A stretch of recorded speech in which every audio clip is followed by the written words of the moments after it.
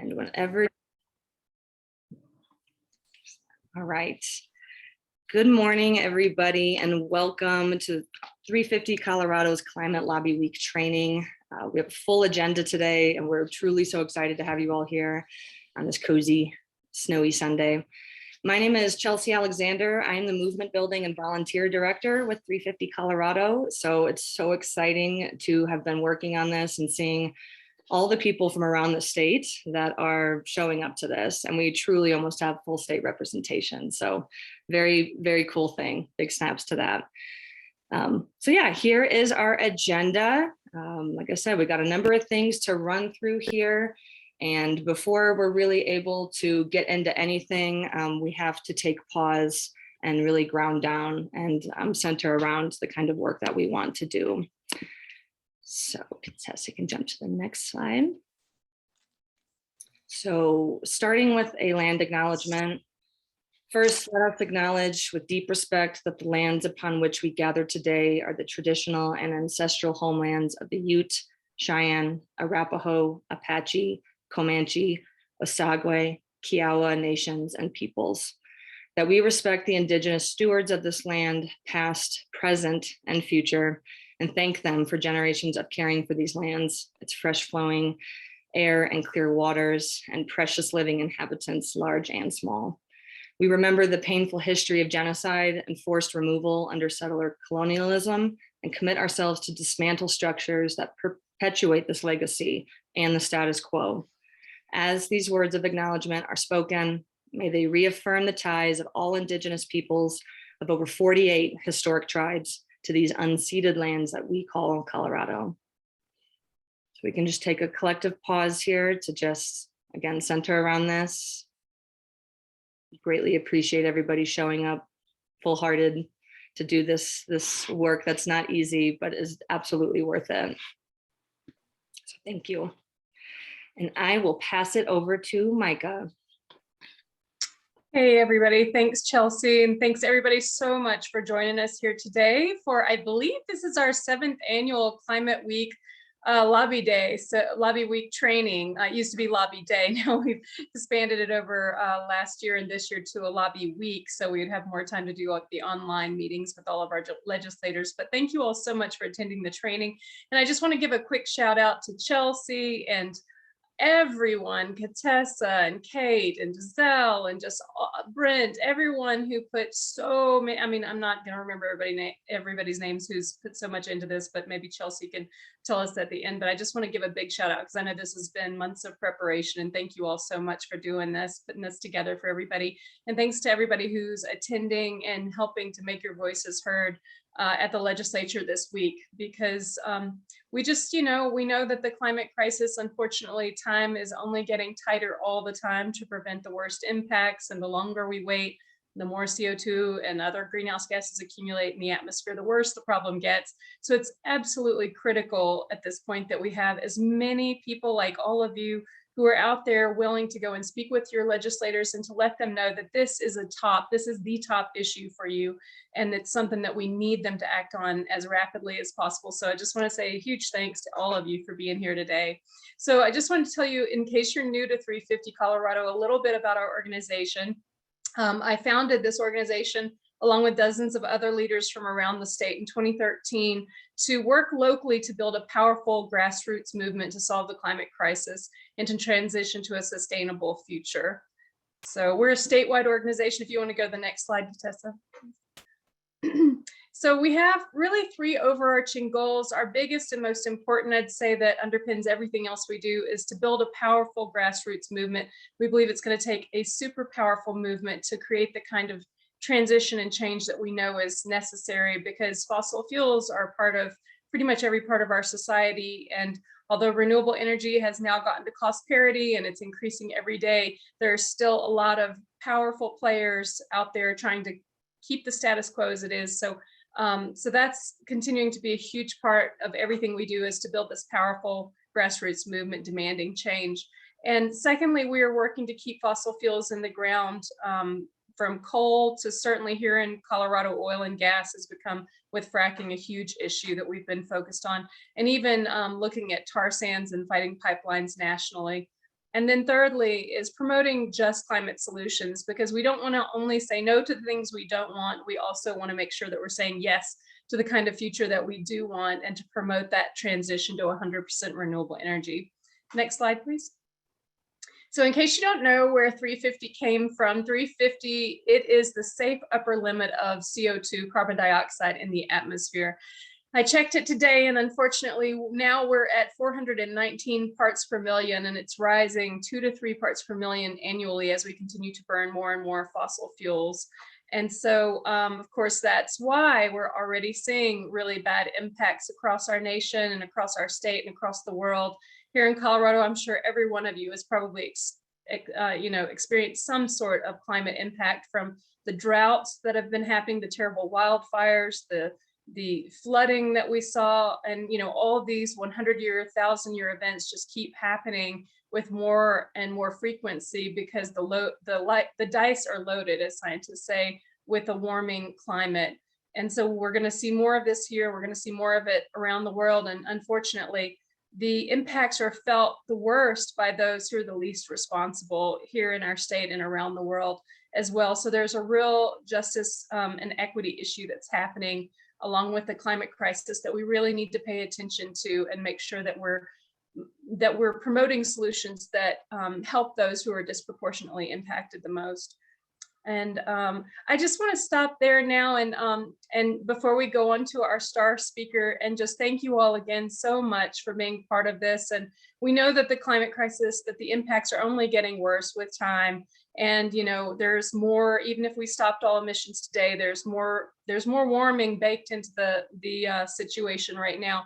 But the sooner we take action, the less dreadful the impacts will be. So important that we try and make this transition as rapidly as possible. And we are in a wonderful position now that renewable energy is at cost parity and even cheaper than most fossil fuels. And so it's mostly a political situation that we have to change in the power dynamic, and that takes all of us, all of you. So thank you so much again for being here today.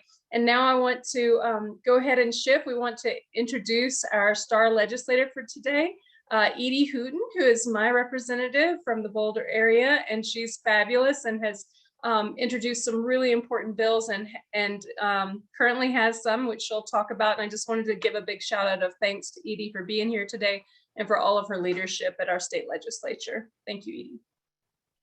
I'll just jump in and say, I think Edie's maybe a minute late joining us. Oh. Unless she's incognito with one of the names here at the bottom. So we can give her another minute to join. We know how incredibly busy legislators are, and being able to make these types of things. And yeah, we'll give her at least another minute and make sure.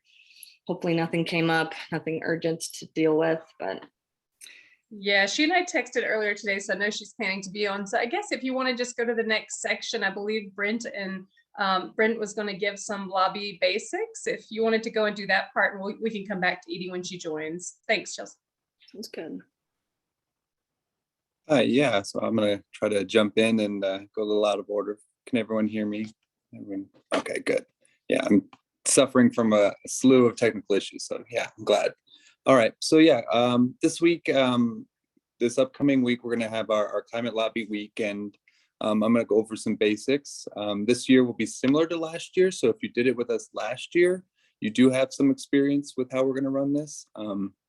And in general, we're going to be targeting the 7th through the 11th of March for our lobby week. But if your legislator is unavailable to meet like in the first week, you can definitely push it out to the next week. So maybe 2 weeks of climate lobby week. And also in the breakout groups today, you will be discussing your availability for your upcoming week, maybe week and a half. And you'll all talk about when you can meet. And then one of you, the members from the group, will send an email to your legislators and try to schedule a virtual meeting. So definitely that's going to be an important part of what we'll be doing in our breakout groups at the end of the training today. Next slide. So what you're going to be able to leave this meeting with is a comprehensive toolkit. That toolkit should have basically everything you need So if you're not one to take notes, don't worry. We will provide the toolkits. Probably already been put in the chat. But that toolkit will contain a basic introduction to what 350 Colorado is and does, and details about the climate crisis. It will detail our 5 priority bills for this legislative session, as well as provide fact sheets for each of those. And then we also have a 6th item, which is going to be a topic to discuss, but it won't be an actual bill. And we'll go over that in the middle part of this talk today. And we'll go over the toolkit, we'll go over lobbying logistics.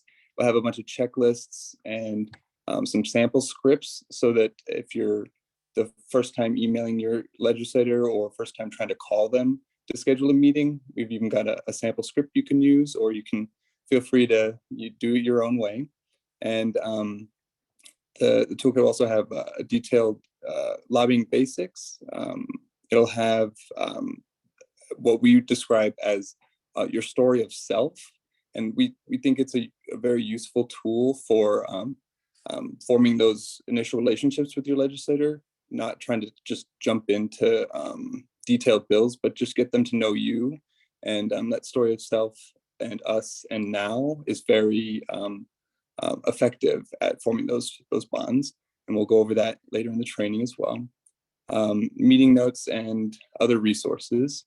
And then we'll have a way for you to follow up with us based on when the meetings get scheduled, so that we can clue other people into the meeting. We sometimes have some people that miss the training but do want to attend the legislative meetings. So we'll like to know when the meetings do get scheduled, so we can let others know. And there's also a social media guide and a glossary of key terms. Next slide. Yeah, and really, we'll go over all of these and be able to practice those in breakout groups, but just some very basic high-level things to remember when doing lobbying is to be passionate, show your passion, be polite at all times, and courteous. You're probably not going to be heard if you're being aggressive, and others in the group will also appreciate it. It'll be a much easier meeting if everyone tries to be polite and courteous. And we want you to all know that you're there as a concerned constituent. We're not trying to be representatives of 350 Colorado or trying to speak or to say what 350 Colorado wants. You're there to express what you would like to express to your legislator. So if there's elements of this training that resonate with you that you really want to use, and maybe other parts you don't feel like is particularly for you, that's fine. We're just trying to give you tools in your tool belt, so that when you do have the meetings, you feel well prepared. But we don't want to be an intermediary. We don't want to step in between your relationship with your legislator. And also, we would tell you to invite them to be a climate champion and ally. This is a really long fight for climate justice, and it's a good way to kind of get an easy question in, hopefully a softball that they'll knock out of the park for you, and also can get you to ask them maybe a more a pointed ask, which we'll probably also cover later in the training. Next slide. And so yeah, here's just like an example script. I probably don't need to go ahead and read it all for you, but definitely, and all this again will be in the toolkit, but basically you just share how the climate crisis has affected you, maybe and others in your family or district. Again, that's being personal. It's how you form those great connections.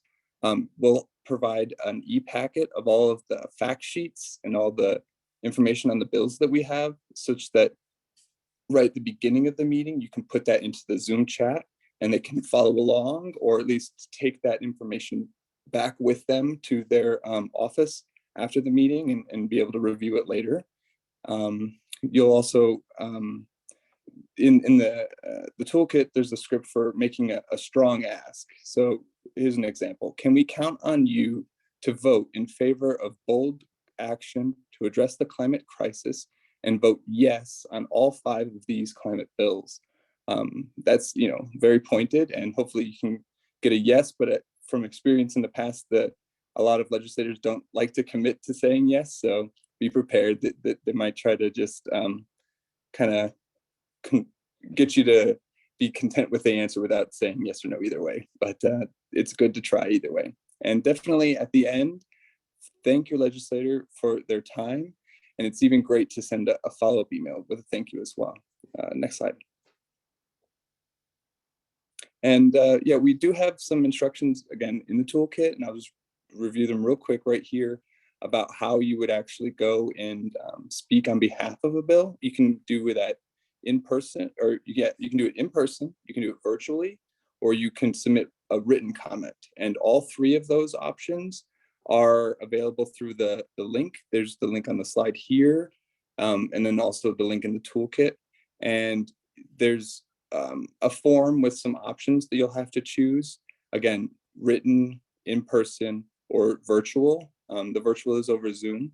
And the way you'll sign up is that you sign up for a specific bill that is on the calendar currently. So you can't sign up for something like 3 weeks in advance because it's not going to be on the calendar.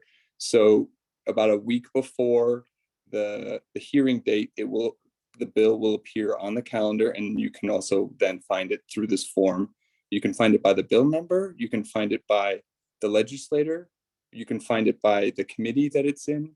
So try different options if you're having a little trouble, and we might be able to do a demo here in a second. And yeah, just basically fill in the rest of the required questions. I'll be asking for probably an address and your name and information. And yeah, it's again, all the instructions are going to be in the toolkit as well.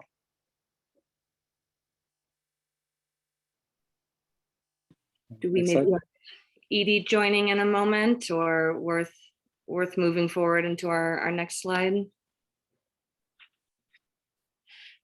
Yeah, she said in a text she's going to be joining us as soon as her laptop is charged. It may not be charged yet, so if you want to go to the next section, if she hasn't joined yet, I suppose you'll get a notification when she joins, on Chelsea. So yeah, I suppose keep rolling until you see her.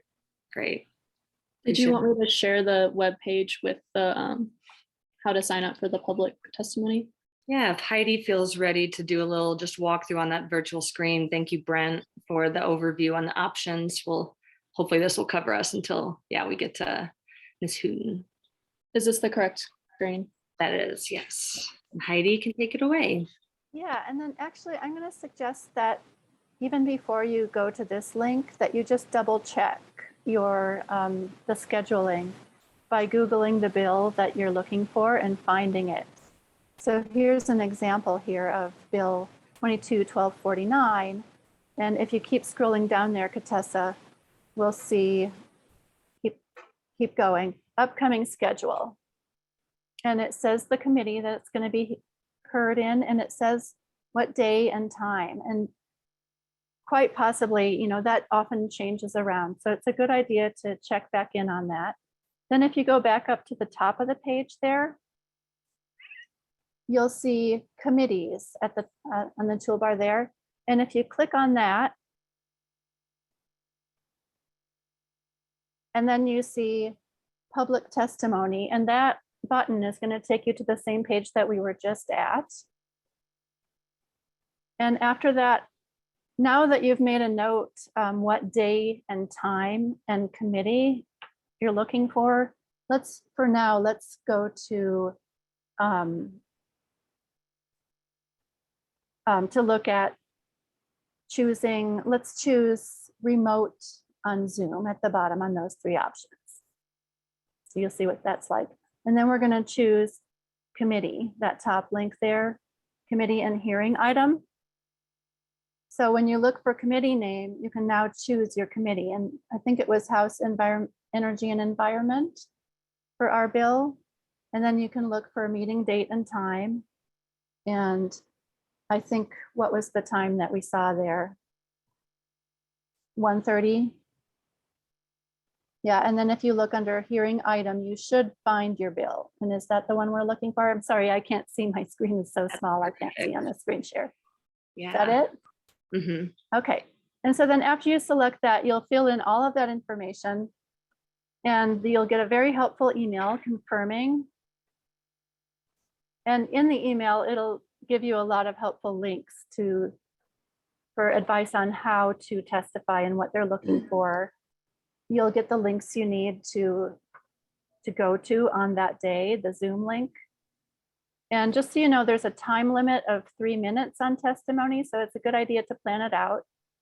And that their schedule might be subject to change still. So on that day, you should go to either the House or the Senate, the full meeting. If it's set for on adjournment, what that means is they're going to have a meeting that day of the full House or Senate.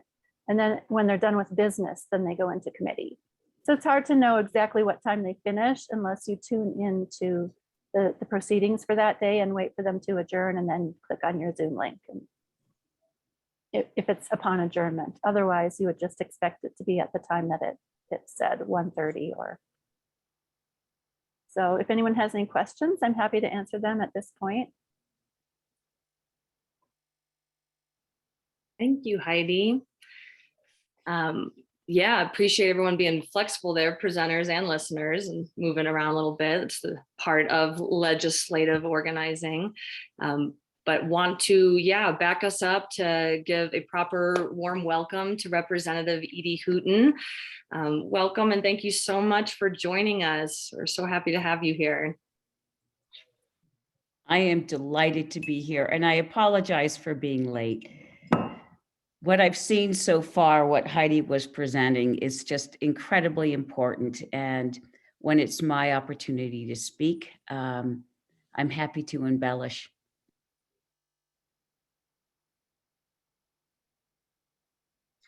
Yeah. Edie, I think we're ready for you to go ahead. If you want to go ahead and speak now, we'd love to hear from you now if you're ready. Thank you. Thank you so much for being here. So is my video on? Because I can't see anything. Yes, we see you. Okay.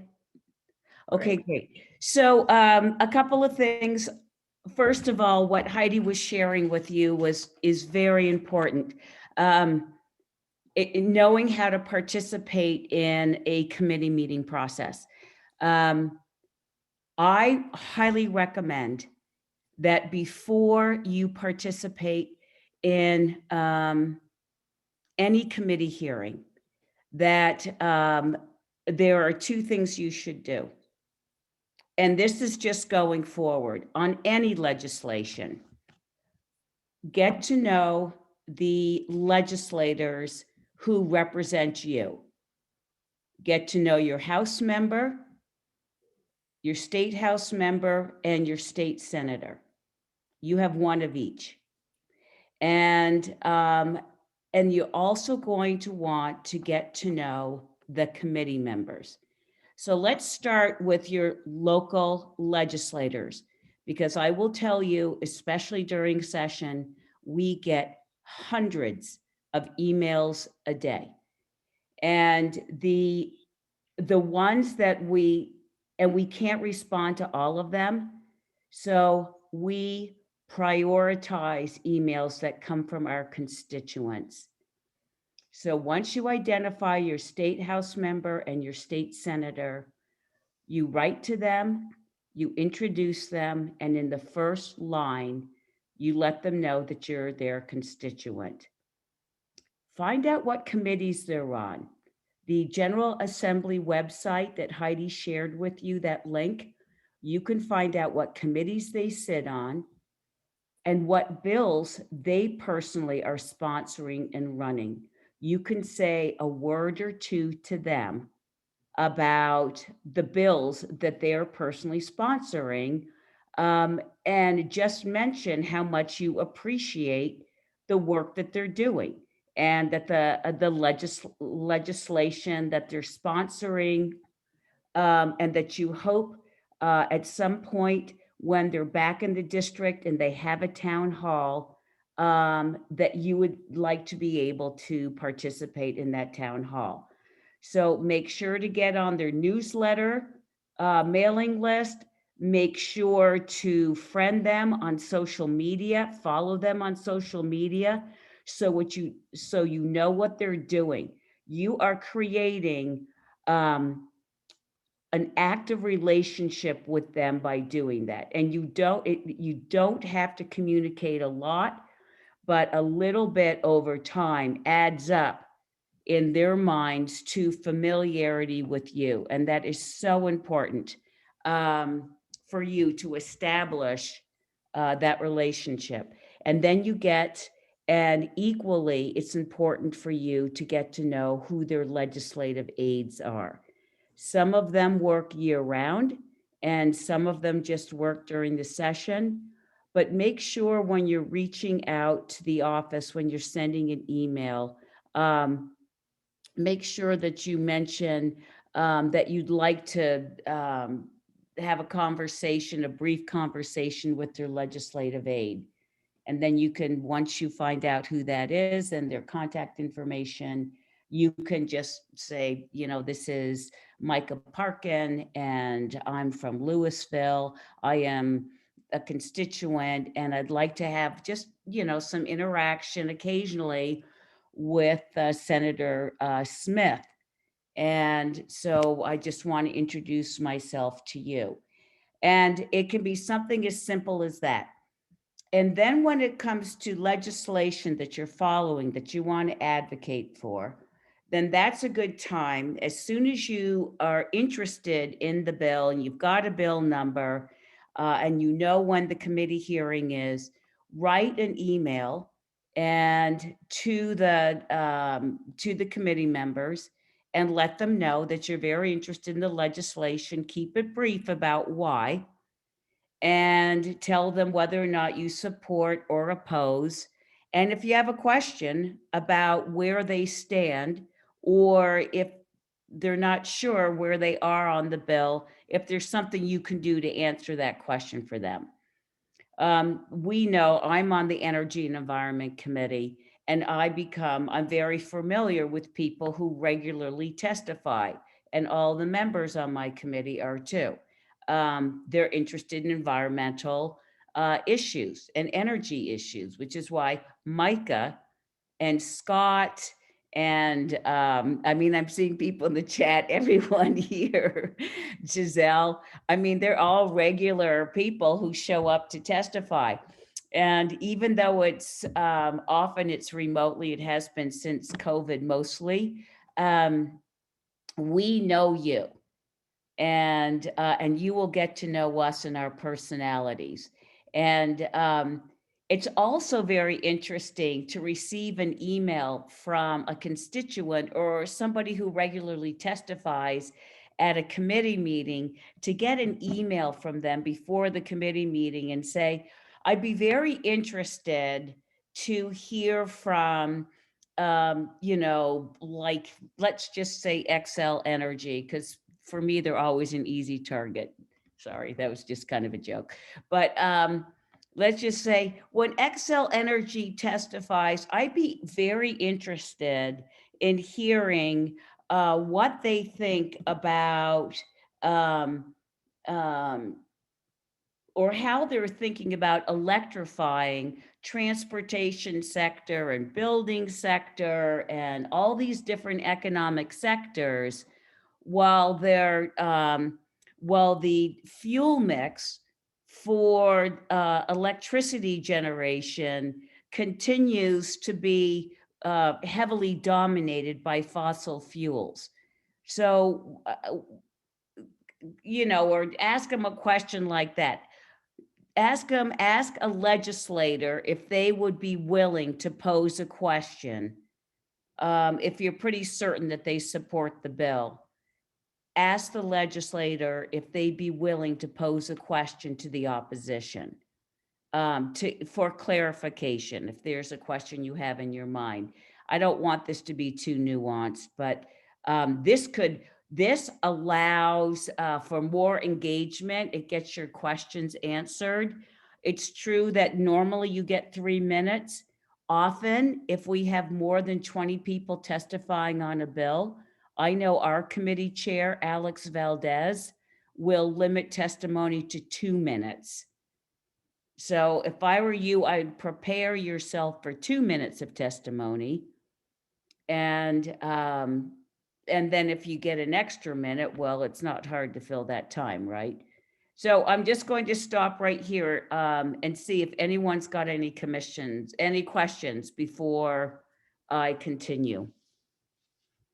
Your advocacy is incredibly important, and knowing how to be effective at it is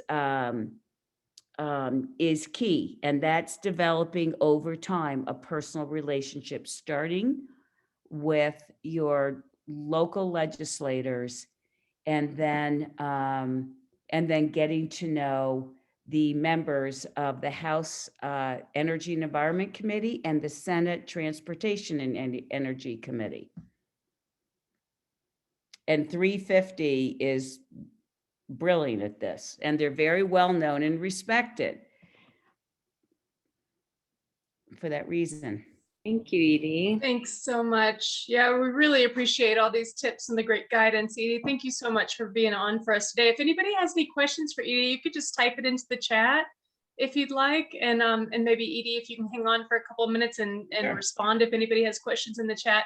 But that was really, really interesting and helpful, just guidance for us to know and think through some of those aspects of lobbying that probably most of us hadn't thought of before. Thank you so much for being here. And I just want to say another shout out. I went on about you before you came on, Edie, about what a climate champion you are. And we really appreciate you. And just want to say thanks again for being here today and for all the great work you're doing there in the state legislature.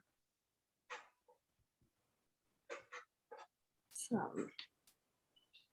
yeah, we will definitely have time earmarked at the end for questions, but if you have a burning one for Edie, now is the time, this next few minutes. And let me just jump and say, this is not the only opportunity to speak with me. I mean, I really appreciate the invitation, and I know you only have a limited amount of time and you've got a lot of material to cover. So I don't want to dominate, but we can, Micah can put my cell phone number. I'm a huge texter. That's the best way to reach me, is just text me and say, Edie, I just sent you an email, or Edie, I need 10 minutes to talk to you about, you know, a bill coming up in energy and environment next week. It is very easy for me, no matter what I'm doing, to text and make a quick call if you text me first. So, and also having other opportunities like this to speak in a forum setting.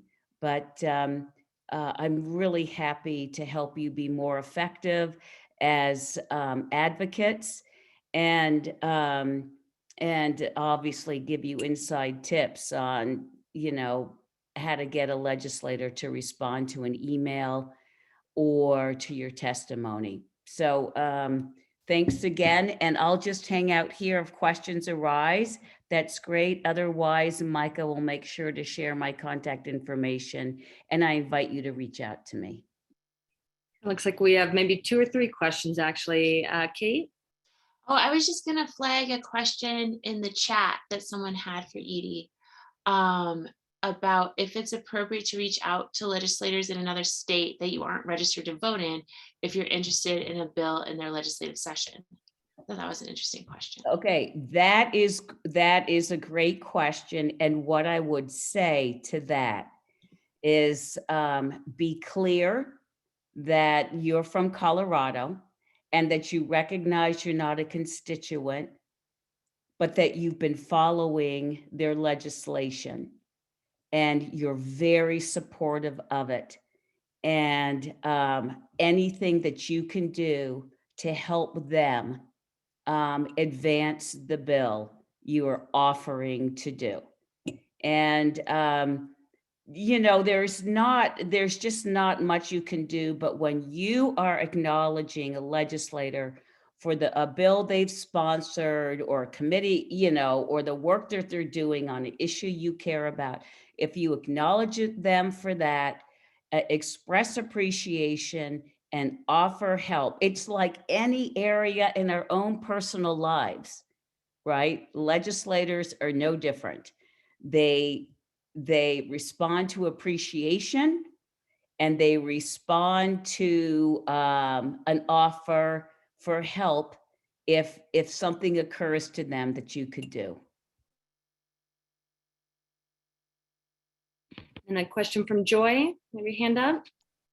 Yes, hi Edie. My name is Joy Winterstein and I am from Fort Collins. My question is, if I'm testifying, I have 2 minutes. What is the most impactful thing I can say? Like, what will really grab their attention? I don't want to just sound like everyone else. Like, what's the thing that will really be meaningful and grab their attention? Okay, great question.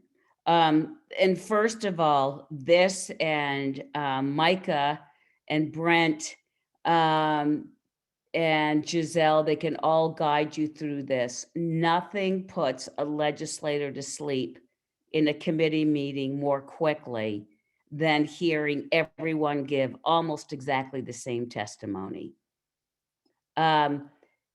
You know the power of a story, and telling a story in 2 minutes is a challenge. But if you can figure out in 2 minutes, which I know you can, because we all have personal experiences with the heartbreak of climate change.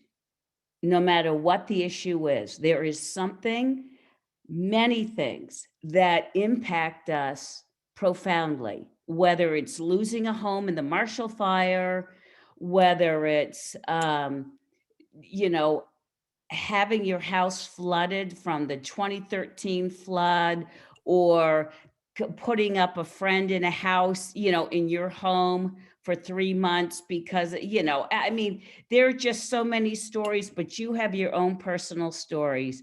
And you just come in real strong and say, first and foremost, I am a very strong advocate for this legislation. Thank you for running it. Thank you for deliberating on it. I have a personal story that is relevant to the bill, and I would like to share it with you. And I ask you for your support. And then just go ahead and just summarize your story. If you're going to take the time to participate in a committee hearing, I think it's really worth the effort to come up with a personal story, because it will resonate.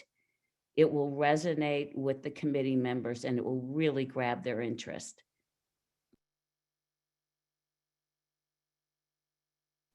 Thank you. I think we have time for maybe one more question. John has hand raised. And also in the chat, I guess. Yeah, his last one. Yeah, I put it in the chat, but I thought I might as well Oh, ask yeah. it. Thank you. Okay, this is kind of a technical question, Edie. I had a bill that I was lobbying for that in committee last week. It was postponed indefinitely using a reversal of the previous roll call. Can you tell me more about what that means than what I'm currently thinking? Yes. So number one, postpone indefinitely means the bill is dead for the session. Dang. Yeah. So it's dead for the session.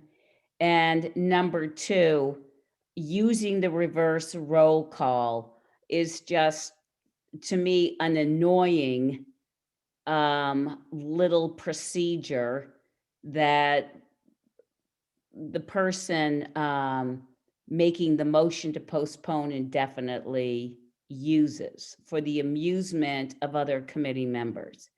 Certainly not for your edification. I never use it. All it means is that everyone who voted against the bill then is identified as having voted against the bill. But you're identified anyway. As, I mean, all you have to do is go on to the county assembly, the state assembly website. It usually takes a couple of days to get that up there on the website, but you can see who voted for and against. But I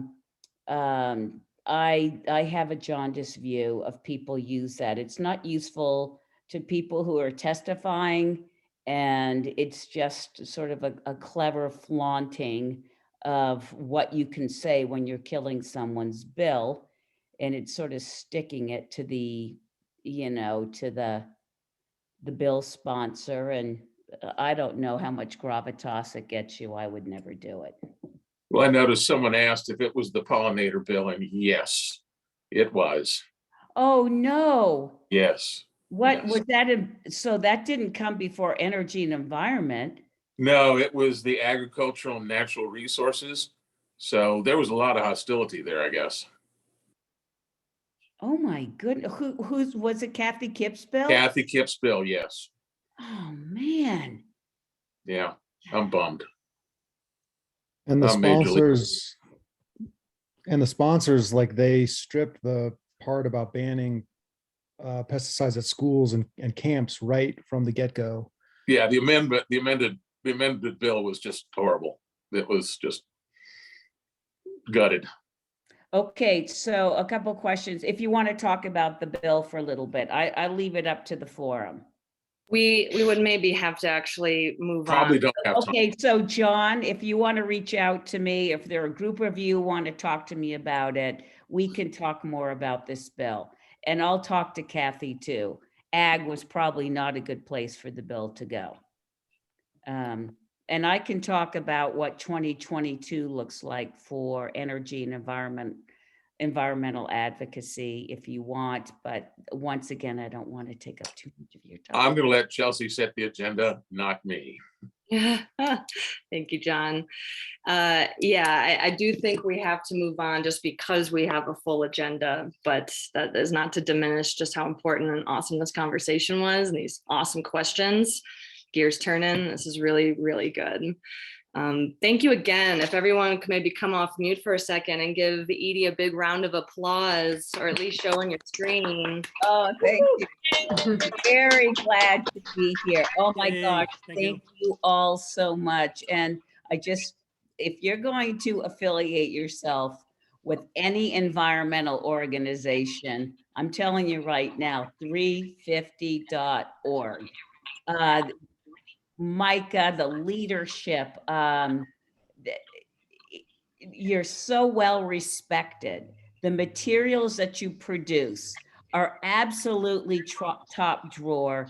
And when legislators need quality information, you're one of the organizations that we can get that great information immediately and get great people to testify on bills. So kudos to all of you for participating today and for choosing to volunteer for 350. Thank you. It's been a real pleasure. Thank you again so much.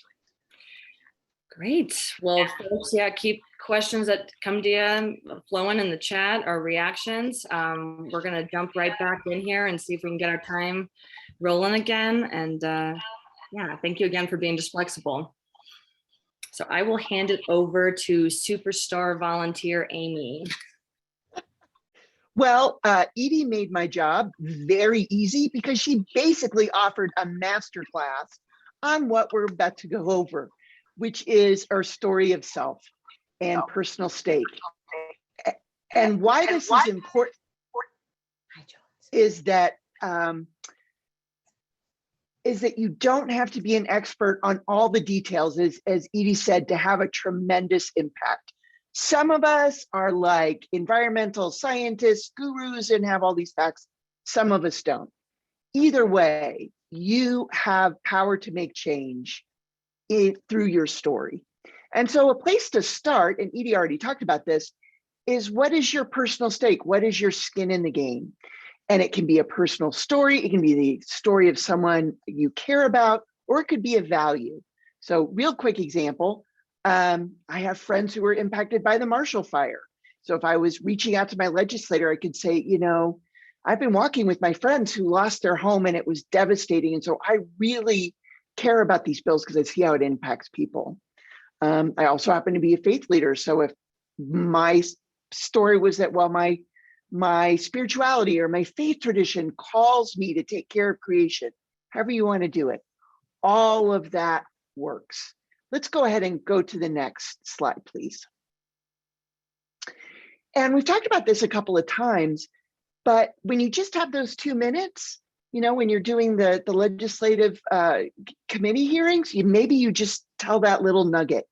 But you might have more time when you're meeting with a legislator with a group, or maybe if you're talking to one of their staff members.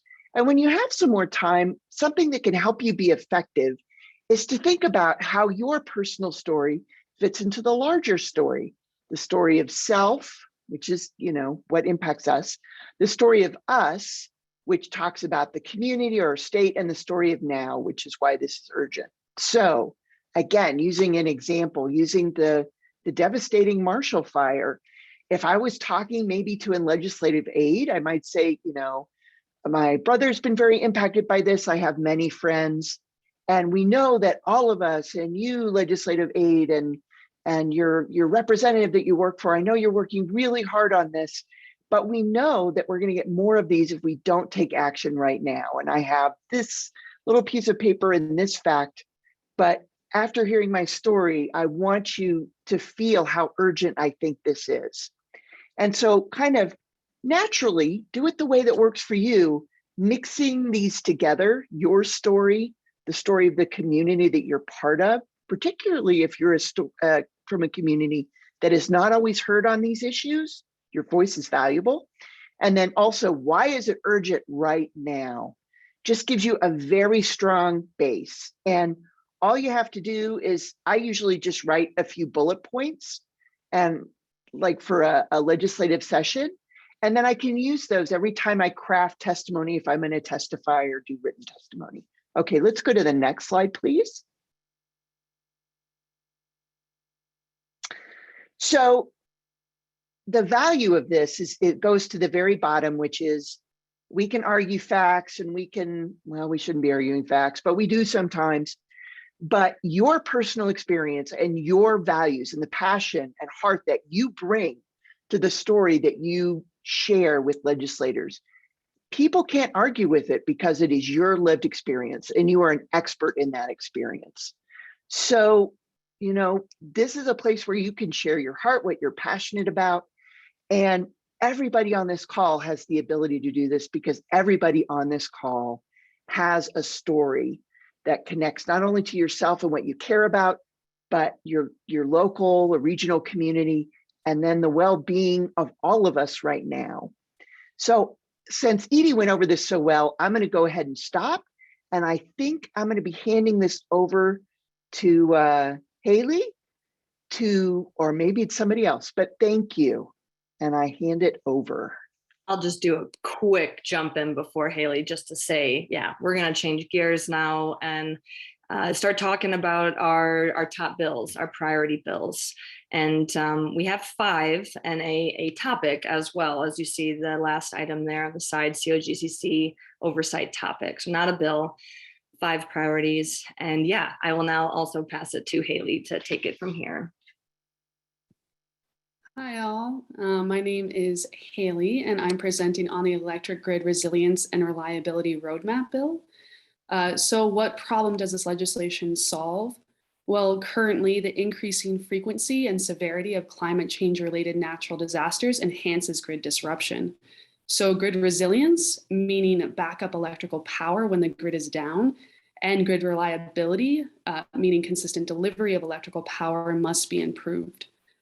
Right now, Colorado lacks a strategic plan that both identifies and prioritizes critical facilities and vulnerable communities, and makes recommendations on how to improve grid resilience and reliability. Next slide, please.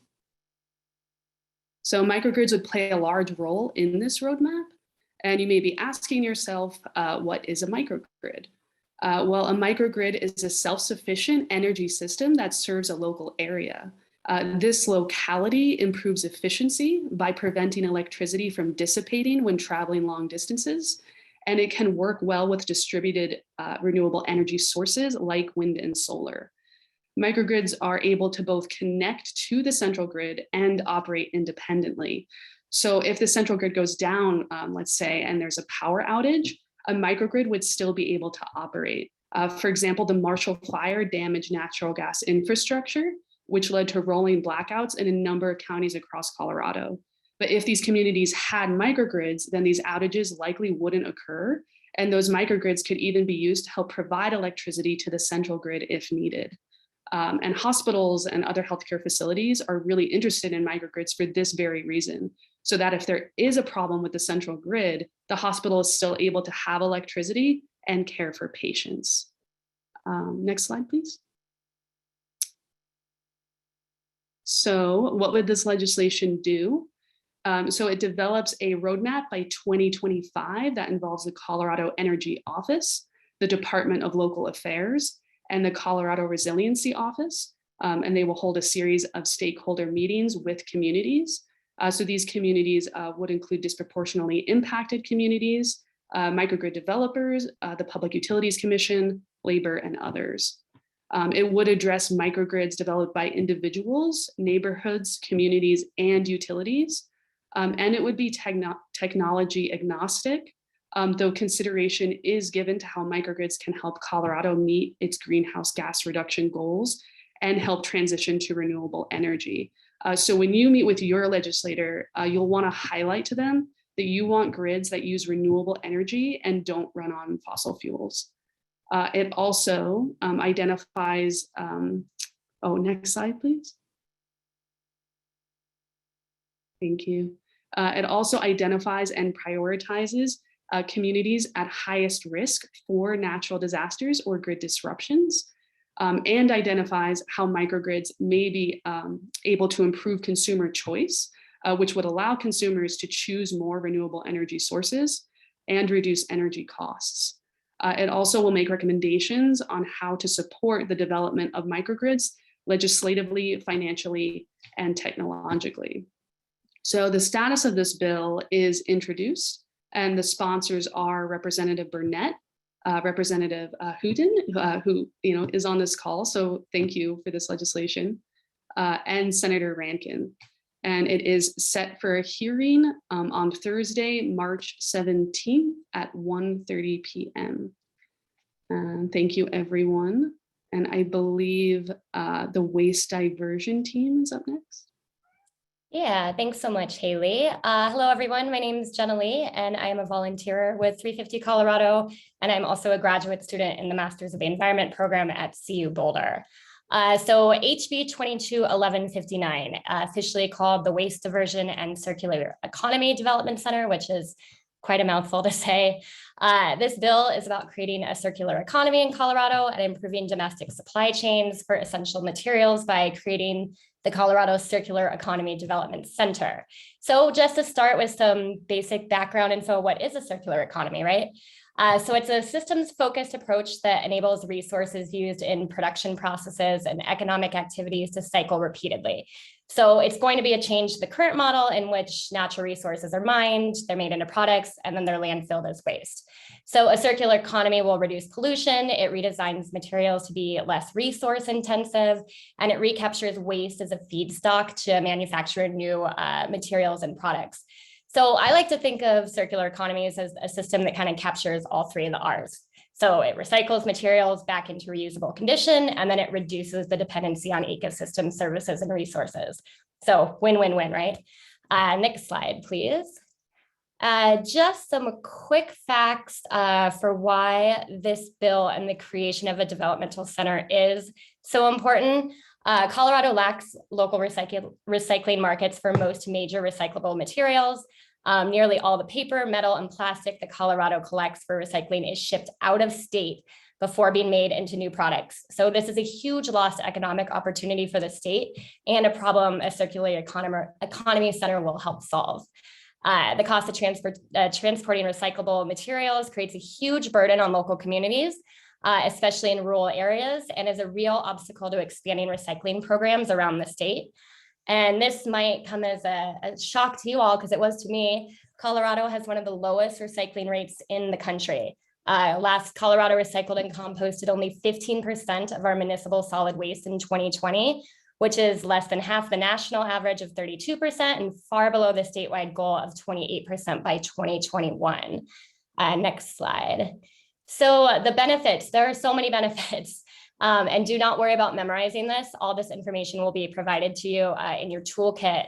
I just want to kind of go over some because I find it helpful to pick out a few big benefits to the bill that might resonate with your personal story as well as your representative and really drive home these points. And luckily with this bill, there are benefits that will appeal to everybody regardless of party. But just to summarize for you and pull out points I feel are super impactful, this bill is a chance for Colorado to strengthen its supply chain, remove constraints by allowing more local businesses to make new products from locally recycled materials, and then return those materials back into our state's economy. You can go to the next page just to show some of the other benefits as well. The center this bill will create will be a robust local source for essential materials for manufacturing, including paper, glass, metal, plastics. Less waste will be going to the landfill. There will be reduced transportation costs and emissions, and there will be local job creation, which is a great talking point if your representative happens to be a Republican. It also will attract remanufacturers and entrepreneurs to the state and develop incentives for manufacturers to incorporate recycled materials into their products. So just a real quick rundown, because your rep might ask about the center logistics. It will be run by a third-party administrator, which will be accountable to the Colorado Department of Health and Environment. There will be an annual progress report submitted to CDPHE and the General Assembly, and there will be no use of general funds for this facility, which is very important. So no general funds are going to be used. Great talking point, as Colorado is very concerned right now with costing their constituents extra money this year. This is a bipartisan sponsorship bill with Representative Lisa Cutter in the House and Senator Kevin Priola in the Senate. So if either Rep. Cutter or Senator Priola are who you're lobbying, please thank them for all the work they've put into this bill. And this bill was in the House Energy and Environment Committee, and this past Thursday, the committee voted 10-2 to refer the bill to the committee as a whole, meaning it does not need to make it through any other committees, and there's no financial review before it will be voted on the House floor. And just to note, Reps. Pico and Hanks voted against this bill in committee. So just please note that if you're lobbying either of them next week, just important to remember that they did vote against it. And I will drop the bill info in the chat so you can explore more about the process. It'll also be in your toolkit. Yeah, so just a reminder that all the information that I gave you, you'll have and was provided to us by Recycle Colorado and from Lobby Week training with EcoCycle. So we owe a huge thank you to them for giving us all the information. And if you have any questions at all, please feel free to reach out to me. I'll also put my email in the chat. And yeah, let's get this passed. So I will now pass this off to Brent to give some insight on the next bill.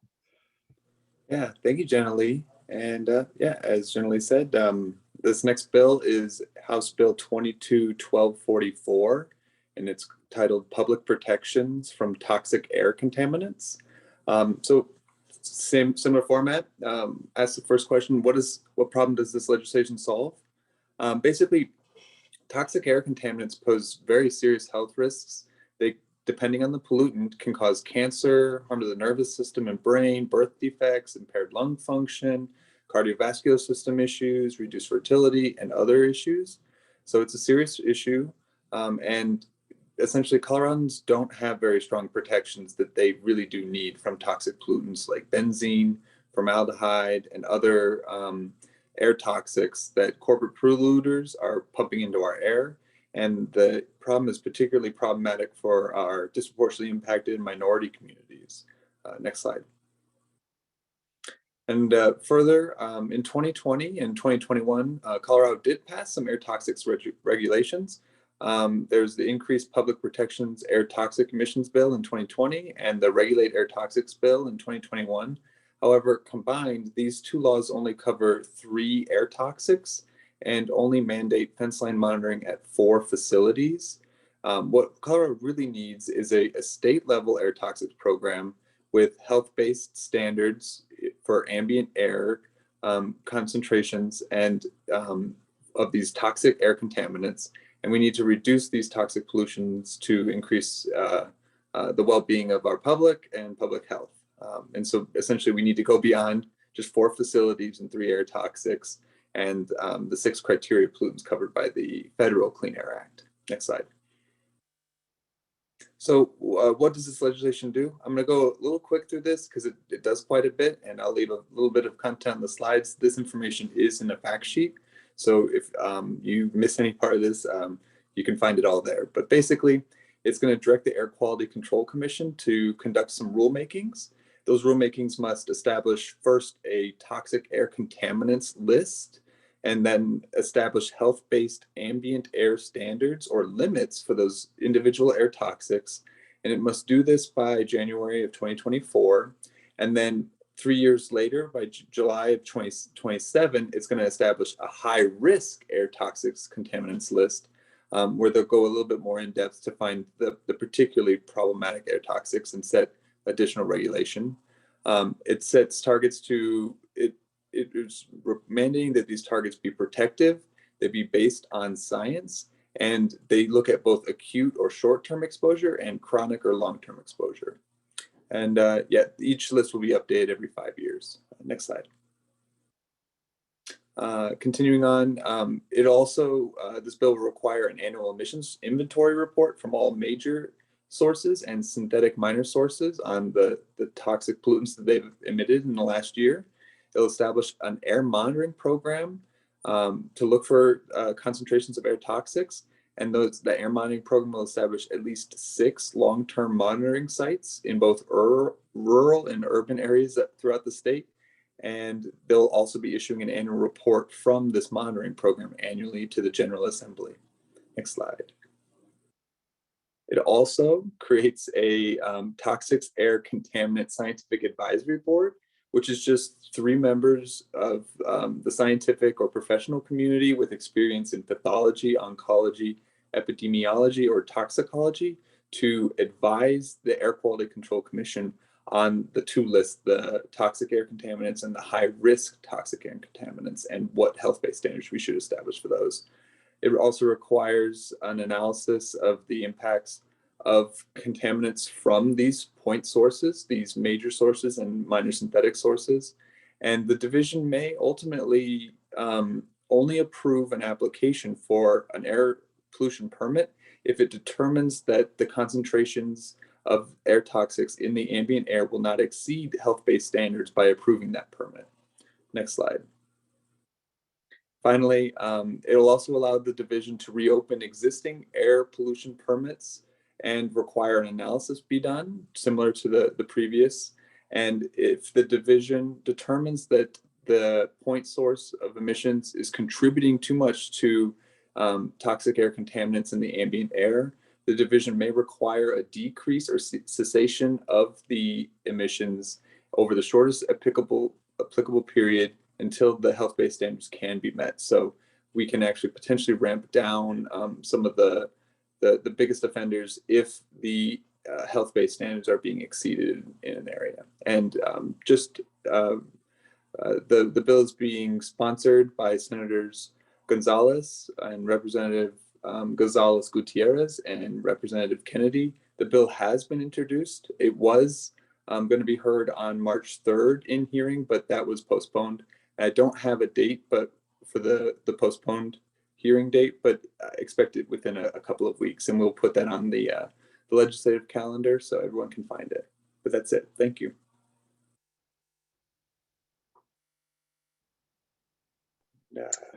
Awesome. Thank you so much, Brent, and also Haley and Jenny for introducing the bill so beautifully. I'm here to talk about SB 22138 to reduce greenhouse gas emissions in Colorado. This bill does a lot of things and they're very exciting. So I'm excited to talk to you about it today. So first of all, what problems are this legislation trying to solve? So first of all, the US insurance industry has recently come under fire because they have been failing to act on climate change. They've been continuing to underwrite and invest assets in fossil fuel companies. Meanwhile, we're seeing this pattern where insurance companies are refusing insurance to people living in high-risk areas where they're also investing in fossil fuels and underwriting fossil fuel projects. So that's one problem we're trying to solve. Also, Colorado PARA, a recent report found that Colorado's PARA has over $2 billion invested in fossil fuel companies. And PARA is the Public Employees Retirement Association. So that's the public pension fund that Colorado has. And we've been trying to get them to move on the climate issue for a long time, but they still have $2 billion invested in fossil fuel companies. Another problem this legislation is trying to solve is that Colorado's greenhouse gas reduction targets need interim targets and accountability mechanisms to ensure that they're met, because we can say these goals and these goals can sound awesome, but without some accountability and some tracking, they're not going to solidify into actual progress on this extremely important issue. And lastly, carbon sequestration and agrovoltaics. Agrovoltaics is the combination of solar panels and agricultural land on the same land. They can actually be very synergistic together. And these both have untapped potential to offset and reduce greenhouse gas emissions in Colorado. Next slide, please. So what this legislation would do, it does a lot of things. So first of all, it's going to require a climate risk assessment report of investment portfolios for insurance companies and also for PARA. And these reports will be made public. So the public will be able to see these reports that are published by the insurance industry and by PARA. And then, hopefully that will lead to some public accountability. Well, hey, if you identify this climate risk, how are you going to move on this climate risk? So it'll be a way for the public to pressure them to really move on these issues. It also adds intermediary greenhouse gas reduction targets for 2028, 40%, and then 2040, 75%, to make sure that we're on track with the existing greenhouse gas reduction roadmap. It will also phase out small off-road gas engines like lawnmowers and leaf blowers in ozone non-attainment areas and provide incentives to do so. Next slide, please. And another two things that it does, it will give the COGCC authority over dry or abandoned wells that will be used for greenhouse gas sequestration. Because if operators are going to start doing that, then someone needs to oversee it. But Senator Hansen is definitely being cautioned that, this cannot be used as like a greenwashing mechanism for the fossil fuel industry, that, if it's going to happen, it has to be legitimate. It can't just be a greenwashing tactic by the industry. So just wanted to flag that. And then the last thing that it does, the last section, which is the biggest section of the bill, directs state agencies to study carbon reduction and sequestration opportunities in agriculture. Agriculture and regenerative agriculture have an enormous potential to trap carbon from the atmosphere and put it back down into the soil. So there's a possible carbon offset and credit program, as well as financial support for the study and use of agrovoltaics. And I saw a study recently that showed that if just 1% of arable land were dedicated to produce solar energy, it would be possible to offset the world's energy demand. So that's incredible. So this bill will definitely create grants, create funding, and opportunities to really study this opportunity.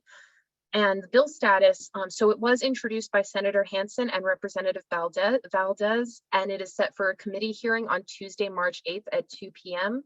We're trying to get as many people as possible to testify in favor of this bill. I'll be dropping a toolkit in the chat.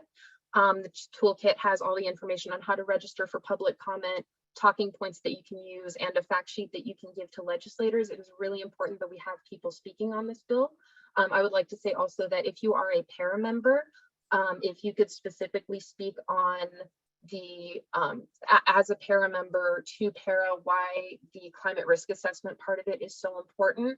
They've been getting a lot of pushback from PARA for that specific piece of the bill. So we need to demonstrate as much public support as possible for the entire bill, but the PARA bill has been particularly controversial.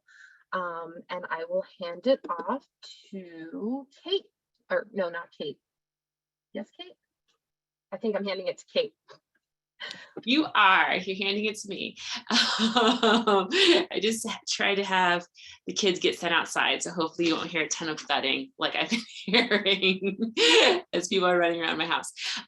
So I'm here to talk about HB 22-1218, resource efficiency buildings and electric vehicles. This is a bill that we're supporting because in a general sense, if we're going to move to a greener energy future, we need all our new buildings to be ready for it.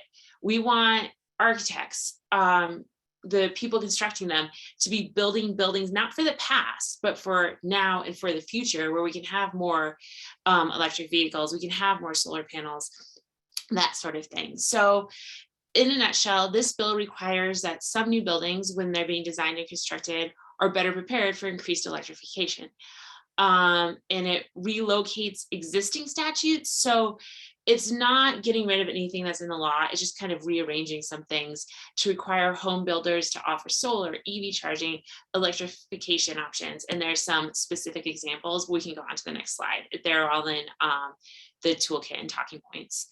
And it can, the efficient electrical heating system, upgrades for wiring, all this stuff will be important too. It kind of meshes with some of the other bills we've been talking about, like the microgrid bill. Then the new requirements for adequate EV charging facilities on large commercial and multifamily vehicles. I had a friend tell me the other day about someone she knows who bought an electric vehicle and doesn't have a place to charge it in their apartment building. They have to go to the dealership to charge their electric vehicle every single time, which is wild. This is definitely a bill that we need. And a few more specific pieces like electric water heaters, electric boilers, electric furnaces. It gets all our buildings ready for these types of things. So it's incredibly important. It's being introduced by Valdez, and it's going to be heard in the Energy and Environment Committee on Wednesday, March 16th. So we'd love to get people out to speak for that. You'll find a toolkit for it, or a fact sheet, at least in all the information you're going to get for this training. The second thing I'm going to talk to you about is different. We just heard about a bunch of bills. This is something we want to lobby the legislature for, but it's not a bill. It is a power that they already have, and it is oversight of the Colorado Oil and Gas Commission. So what happened? I'm going to give you a little bit of history, a little bit of background on this. In 2019, we passed a bill, SB 19-181. It was a big deal at the time. It's actually the last time I lobbied. It was before pre-pandemic. We were at the Capitol like 12-hour stretches. Oil and gas were busing in workers. It was crazy. It was a lot of hard work to get that bill passed. So if you're talking to a legislator who was there, they're going to remember.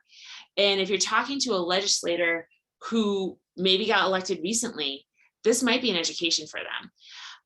So what SB 181 did was it changed a lot of things at the Colorado Oil and Gas Commission. Before SB 181, the mandate of the Colorado Oil and Gas Commission, what they do is they are in charge of approving drilling permits. Their job was to foster oil and gas development. The new law made it so they regulated, not fostered oil and gas development. They weren't supposed to make it better. They were supposed to put the smack down. And it prioritized protecting public health, safety, welfare, and the environment as part of their mandate. That had never been in the law before. And it also made it legal to leave oil and gas in the ground if extracting it would be too much of a harm to public health, safety, welfare, and the environment. So that sounded pretty good. What happened the past 3 years? We went through a bunch of rulemakings. We changed a bunch of rules. We changed a bunch of paperwork. They put in a provision so they couldn't drill new wells within 2,000 feet of homes. All this stuff sounded pretty good. But what has happened? Nothing. Nothing has changed on the ground. Since Polis was elected, 4,605 new wells on existing sites, not new sites, have been permitted.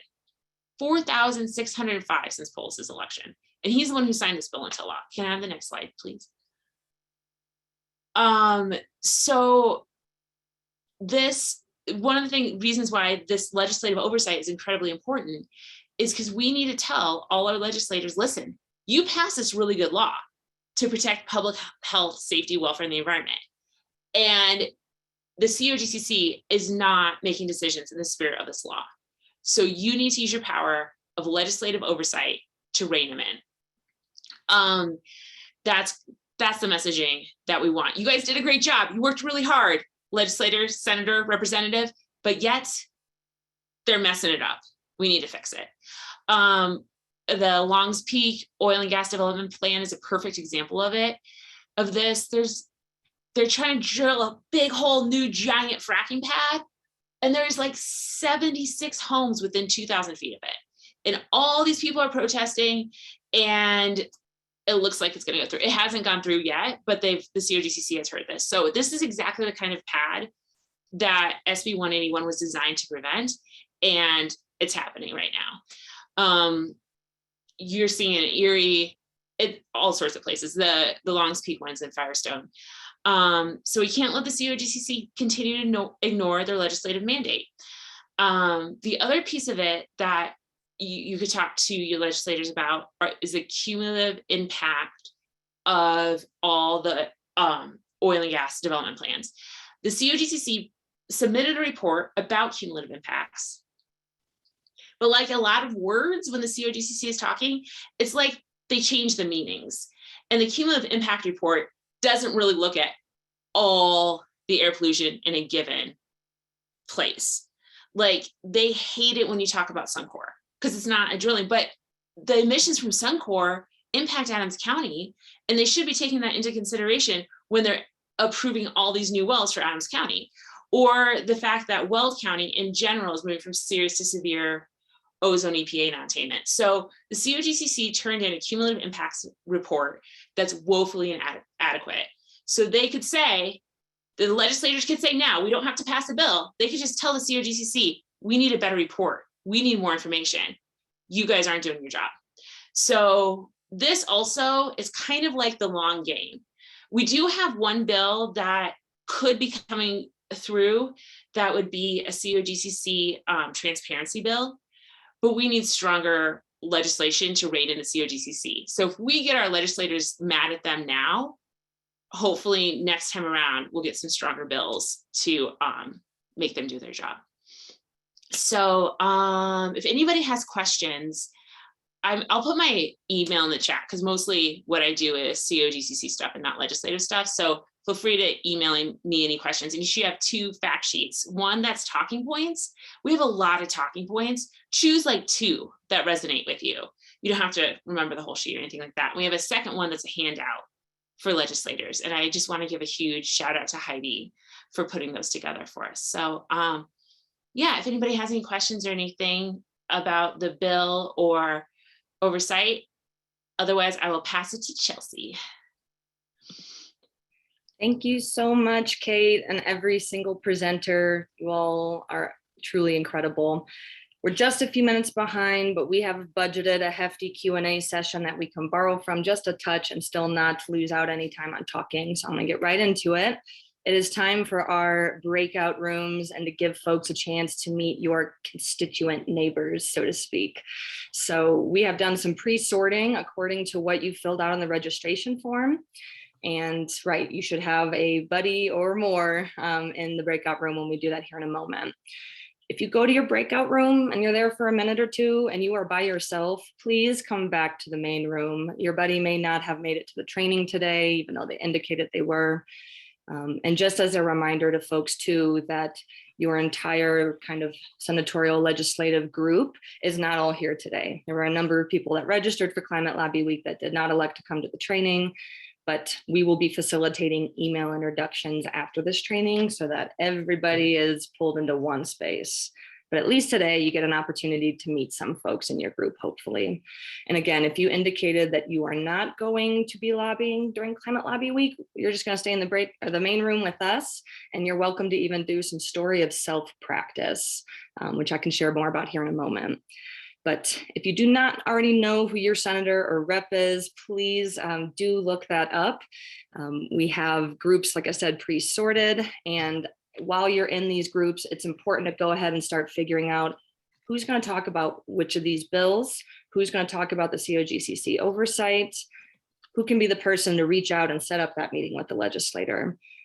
We have a meeting form that's really important to fill out once that meeting's been set up, but that's probably a few steps down the road.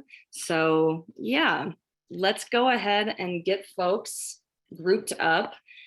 These questions here that are on the next slide will be addressed more so once we come back, or we'll save them right here just for the end of the training.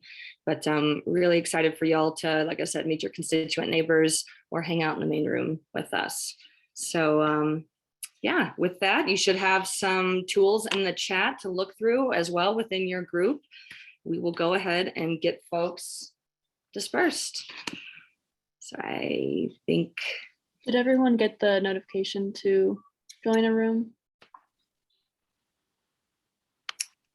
No, okay, let me try it again. Sorry, this is my first time doing this. Okay. I see that there are 35 breakout rooms. Mm-hmm. I'm just not sure if I'm supposed to join one or not. Oh, Chelsea, we might have it set up so that they join their own rather than it being assigned. I don't know. Can you I look at guess, it if you're looking? yeah, I had assigned them in advance, which is interesting that's showing up like this, but you see that we have rooms designated for all these senators. Go ahead, yeah, and start joining those rooms that you recognize your senator there. Again, if you don't plan a lobby, just stay put, but everybody should have a prompt, I think, to yeah, join one of those senator rooms. So yeah, I see a couple people going now. Do you have me going to Senator Huckes Lewis or Jack, or should I join someone else? I think I had you with Huckes Lewis. Okay. Yeah. So yeah, everybody should have a prompt. I don't have a prompt. I'm Amy, no prompt. Thank you, Amy. I Maybe also I didn't don't fill see. out a thing. I think you might have to click on the bottom where you all have the options where it says breakout rooms, and then you're able to join the room. Yeah, that might be the extra step. Apologies. Would that be somewhere else? Because all I have is participant chat, share screen, record, and reactions. There's no breakout down there. I see some head nodding. Yeah, that's the same for me as well. Now, everyone won't probably have a room because there's individuals with only one person per senator, and right, that those people will be staying in the main room. Yeah. Yeah, I'm just curious how other people got to join their rooms and it's just not coming up for others. I don't know, can we? Looks like we can assign people, so if it just looks like we have to like assign the 36 people to the rooms. I see, okay. Well, let's see. Let me make this a touch easier then and see if we can just do it in a minute or two. If you plan on lobbying and Senator Jesse Danielson is your legislator, please raise your hand. Either literally on the camera or the actual little Zoom icon hand raising. Okay, I see Scott.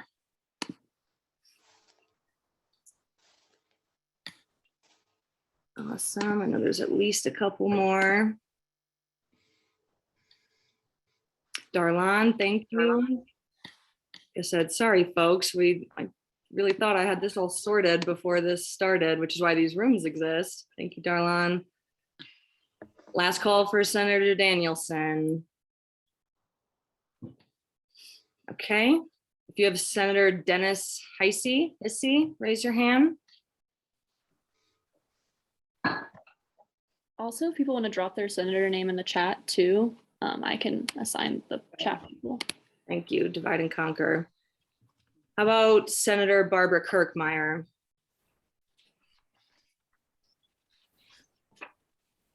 Picking all the ones that don't have their senator, their representatives here. Anybody for Brittany Peterson?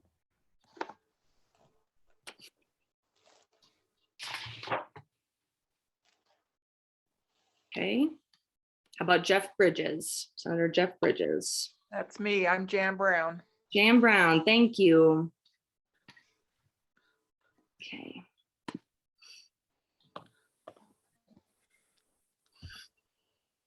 Thank you, folks, for your flexibility. All right, anybody else for Jeff Bridges, okay. Paul Lundeen. Thank you for those getting it in the chat too. Yes, on Amy, I can't find my hand raised. Oh, there we go. Thank you. And if you appear in a room by yourself, maybe stick there for a couple of minutes to see if Yeah. someone shows up in a minute. We'll make sure to get you there. Okay. Going, we're moving. Thank you again. Anybody for Fenberg? There's a lot of folks for Fenberg, if I'm not mistaken. See Eric Johnson in the chat. Anybody else want to raise hand? Stu Cummings is also. Stu Cummings, thank you.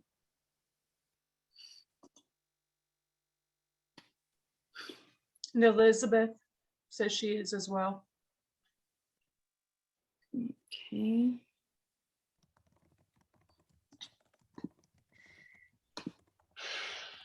Okay. Anybody for James Coleman?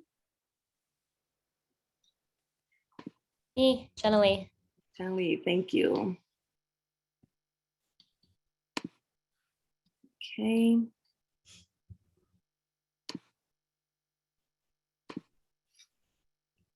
Are we missing anybody in the chat?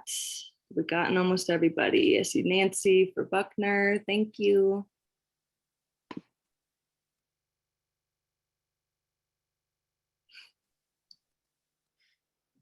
Okay. Actually, Nancy, I think you were in the main room with us as a need a buddy, solo constituent. Senator Tammy Story.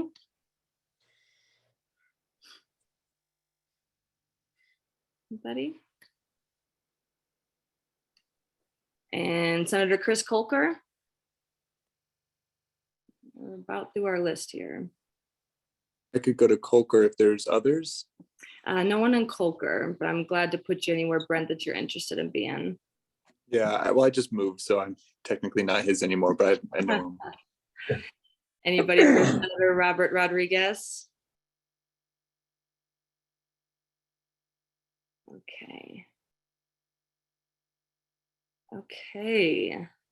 Well, we might have a number of folks already assigned, and with those remaining, again, either being a solo constituent, nobody's at this training, or not looking to lobby, but yeah, at this training. So does anybody need any other assignment? Cheryl for Zenzinger? Anyone with Jaquez Lewis? Surely we got somebody in here. I'm Don Also, do Parcher. you want me to pause the recording? Sure. Right. Thank you so much for everyone joining back and being flexible through that, our best laid plans. Hopefully you got to know your constituent buddies a little bit better. And if you didn't, we're gonna make sure there's time provided to see that happens. So Katessa, you can screen share back from here and we can wrap on these last couple slides, but we have a surprise for folks. We are very, very lucky to be joined today as well by not just Representative Edie Hooten, but by Representative Meg Froelich.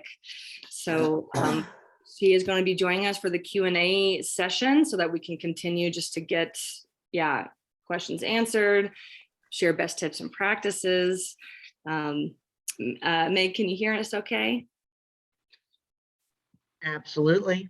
Awesome, there we go. Hello, thank you so much for joining us. It's always fun to have some unannounced planned things for our attendees. Yeah, let's give you a few minutes there, Meg, if you would like to just share on best lobbying practices, best tips, why it's important. We've been hearing a little bit about it today, but we would love to get kind of a summation of your experience and help answer questions for folks as we get wrapped up. Well, I'll share the the tip that my colleagues, a lot of my colleagues have an ego. And so it's always best when first talking to them to say something schmoozy. So thank you so much for your votes. And if it's a Republican that has a mixed record, or even a Democrat, if it's anyone that has like a mixed record, say, you know, thank you for making some tough choices, and I appreciate that you're willing to make those. So that's number one. Always say, hey, we know you're with us and we appreciate it. I see on your training, you know, you've gone over the best way to reach people, and it's a combination, but most of us keep a pretty up-to-date log of all emails, phone calls that we receive on any given issue. And I can refer to that at any time in committee or when I'm voting. And I'll often have a bill where I have just no communication on it. And then people are upset afterwards. And I can say, look, I received 0 phone calls on this issue. So multiple contacts count. People are counting the number of phone calls and the number of people.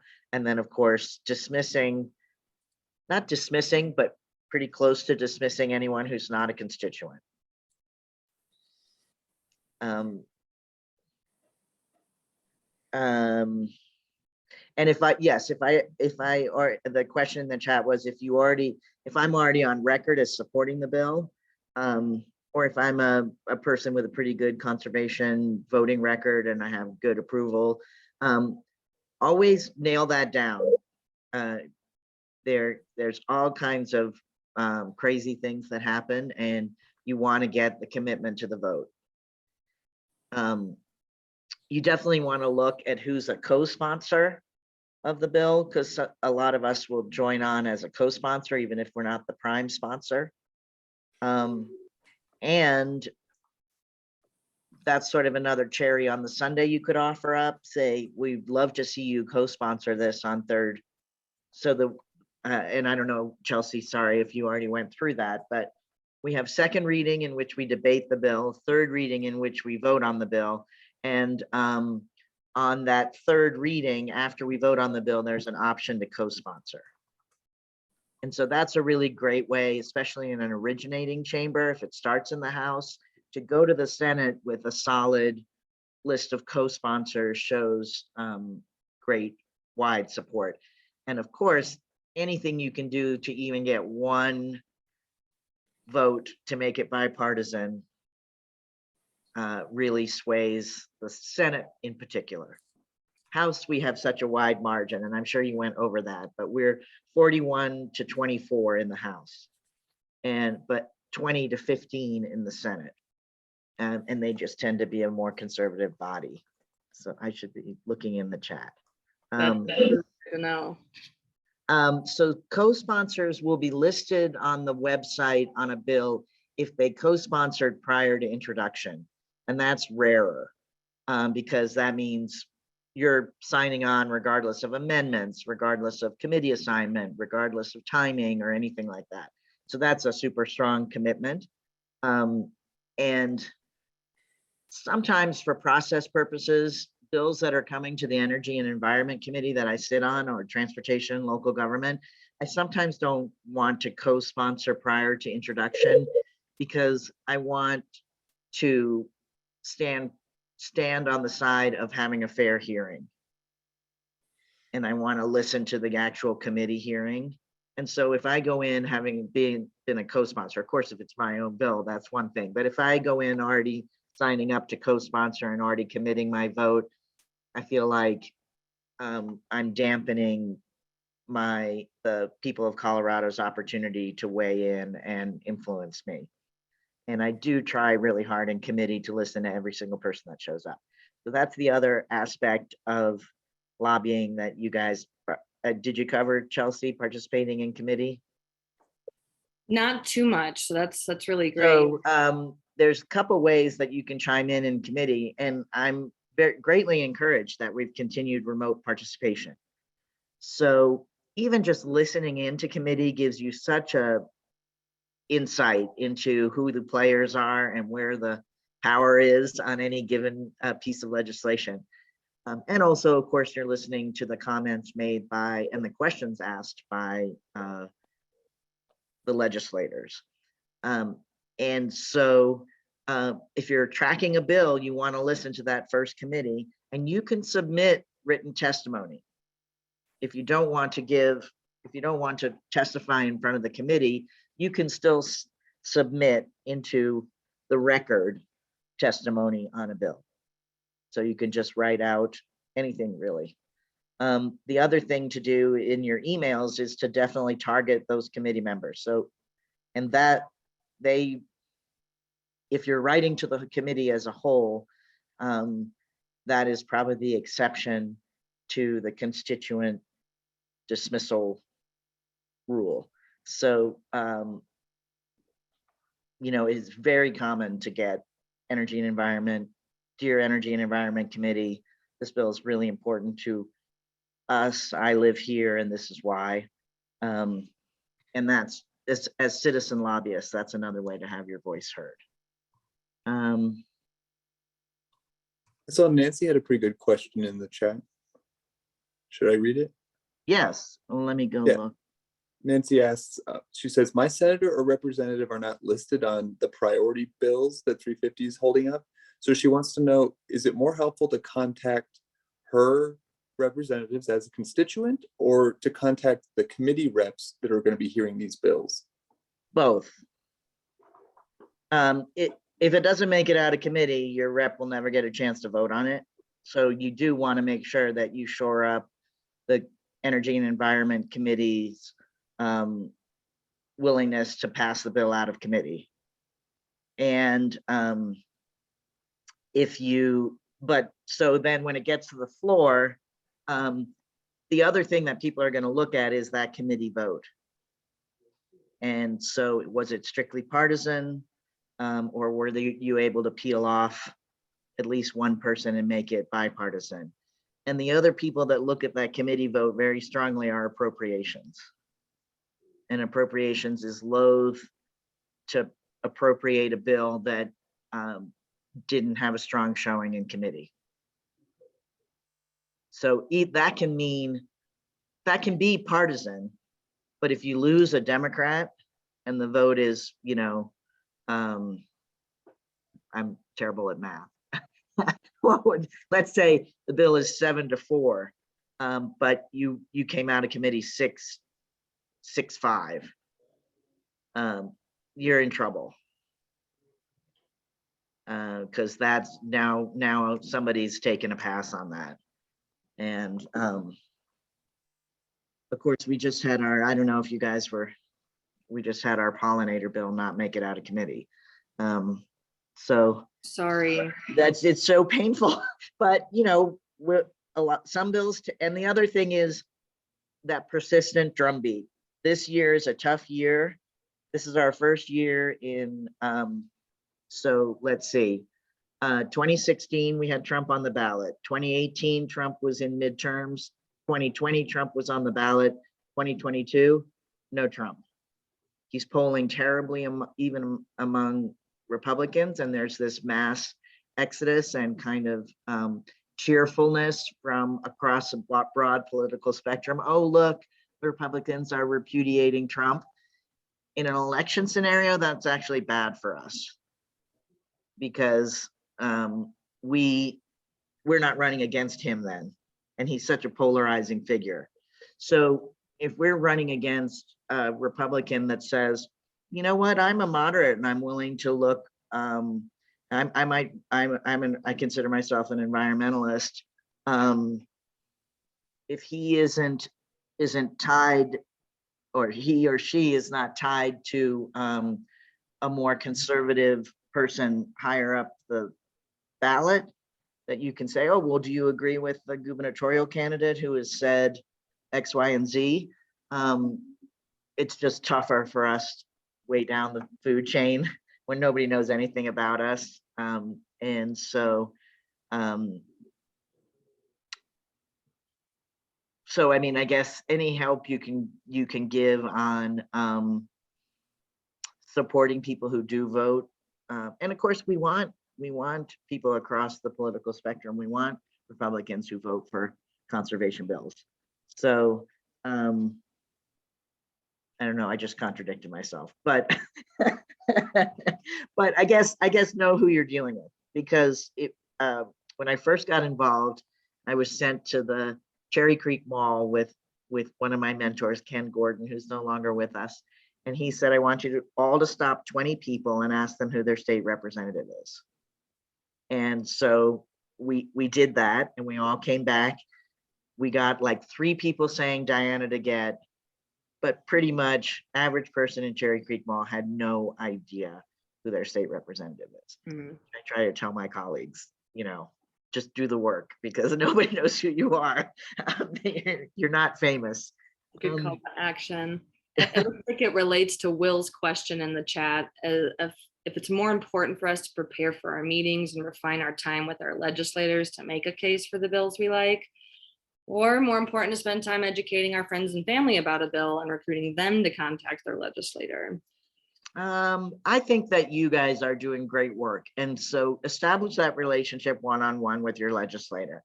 When it's a good time to contact your relatives and your friends is, to mobilize them election time. And I put a great faith in, talking over the back fence and talking to folks in your grocery store. And so you'll amplify your opportunities then. But if you can, and you can say, I have a group of 10 neighbors that speak regularly, and we all agree this, because I call those folks grass tops. And I think legislators really do listen to that. So we have in my Jan, I don't know if Jan Brown is on the call, but Jan is part of a Englewood specific group, Citizens for a Sustainable Englewood. And so when she comes to speak to me, I know she's speaking for that group. And so that adds heft and weight to what she's saying. Hi, Jan. Saw your name there, so I knew you were here.